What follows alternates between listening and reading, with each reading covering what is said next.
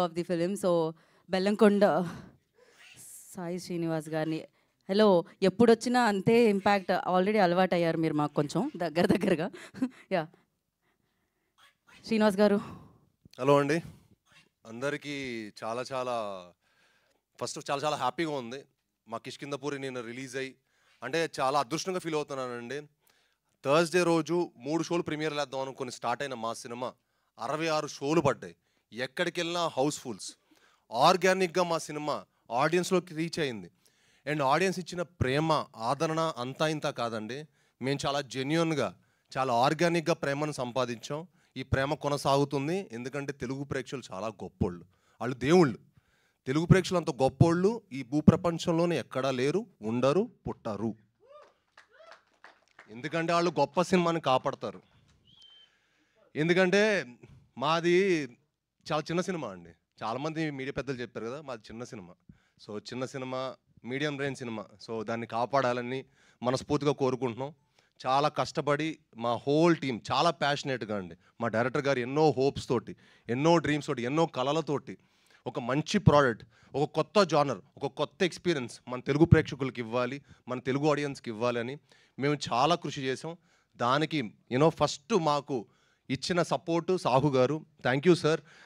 ఎంతో డేరింగ్గా మీరు ఈ సినిమాని ఇంత మంచి జానర్ని మమ్మల్ని అందరిని నమ్మి ఈ సినిమా మాకు చేసినందుకు చాలా చాలా థ్యాంక్స్ సార్. నిన్న మార్నింగ్ షో వేసేస్తుంటే ఇంకా బాగుండేది సార్. నిన్న చూసి మన వైబ్ సినిమా అంటే 10 రోజుల ముందు వరకు కిష్కిందపూరి ఏంటంటే ఎవరికి తెలియదండి, ఈ సినిమా ఉందని కూడా తెలియదు. బట్ ఒక లాస్ట్ మా ట్రైలర్ వచ్చినప్పటి నుంచి దాని ఇంపాక్ట్ చాలా చేంజ్ అయింది. అండ్ అసలు అదే అనిపించింది, నిన్న మార్నింగ్ షోస్ కనుక మా కిష్కిందపూరి వచ్చి ఉంటే వేరేలా ఉండేది. But it is okay, better than late than ever అంటారు చూడండి. అలాగా డెఫినెట్లీ ఈ సినిమా చాలా మంచి రేంజ్కి వెళ్తుంది. ఎందుకంటే ఈ సినిమా చాలా చాలా మంచి మూవీ అండి. మీరందరూ రేపు థియేటర్లో చూసి ఒక proper theatrical cinema. Chetan Bharadwaj అద్భుతమైన మ్యూజిక్ ఇచ్చారు. ఆయన ఈ సినిమా తర్వాత చాలా గొప్ప స్థాయికి వెళ్ళబోతున్నారు.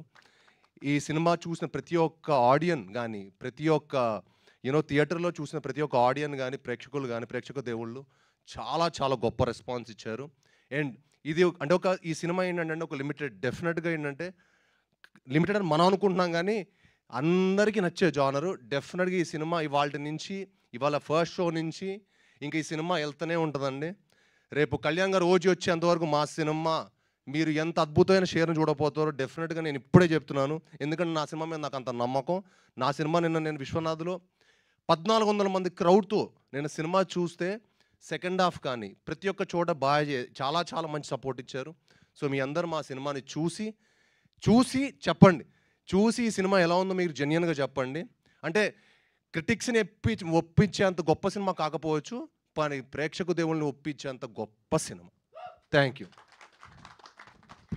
You so much. అండ్ నిజంగానే ఒక సూపర్ ఫెంటాస్టిక్ సినిమాని ఇచ్చారు మీరు. ఫస్ట్ హాఫ్ అంతా హిల్లేరియస్గా వెళ్తుంటుంది. సెకండ్ హాఫ్లో సినిమా కథ తెలిసింది అనుకునే లోపు ట్విస్ట్ల మీద ట్విస్ట్లు వస్తుంటాయి అనమాట.